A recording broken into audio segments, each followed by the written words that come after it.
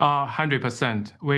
The previous guest mentioned about ideology and all the teachings in the school is all communist or socialism. What happens on the New York street is what really happening. If you think about what happens in Columbia University, which I graduated from, it's completely socialism, and all the students, Chinese Communist Party founded a lot of institutions in those universities. They pushed their propagandas, they push their ideologies in those universities. This is purely CCP's propaganda and their plan, which they executed for decades. And all the young kids, it was very easy to be influenced by those ideologies. And also, don't forget, Chinese Communist Party organized all those trips, organized all the young students goes to China, ask them to see all the big cities. But what they really cannot see is what happens in Xinjiang and Tibet. All the inhuman activities happens in those areas, also the rural areas where more than 600 million people don't even have food and don't have only less than $1,000 income in those areas. Those are the situations in China where the foreign student cannot see when they goes to China, because the Chinese Communist Party controls media, controls all the travel plans for you, even the hotel you're living in. Those students won't know the truth. They won't know the fact. So far, Columbia is one of the biggest, as we've laid Jackie out in this thing. Columbia, Hunter College, they're the feeder groups for this.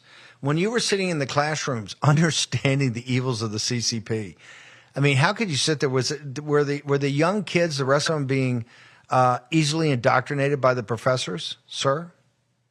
Yes, 100%. Because now the new generation lives on the social media. That's why we keep saying you and New Federal State of China keep telling people the media has more power than the nuclear weapon, because it's easily to manipulate and influence the young generations. The professor, especially the young kids, they trust and respect their professors. They listen to them, especially when the Chinese control the mainstream media and the propaganda keep promoting the Chinese is greater and the Chinese system is greater than the democratic U.S. system. So that's what the students learn and see on the social media, the TikTok, all the YouTubers.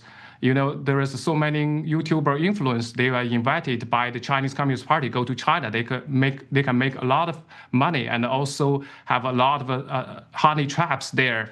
And then they are buy out by the Chinese Communist Party and promote their agenda and their propaganda. That's why the student and the young generations easily being manipulated and brainwashed by them.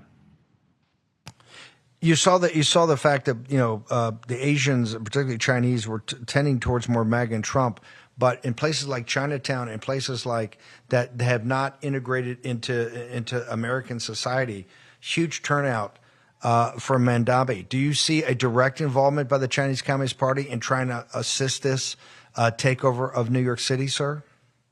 Absolutely. We see this, a couple of days ago, we have this indictment, I believe, for the New York State governor's assistant, and a couple of them, the situation. The Chinese Communist Party, when there is a commercial group and also a Chinese group, they always utilize, even in Columbia University, the student union, they will fund those student union and to promote their propaganda. They promote all the activities and organize them. Let's see if the Chinese official visits New York City, they will organize this student, pay them to go to welcome those officials, and all the activities they support. The CCP definitely behind a lot of activities in New York City, that's for sure.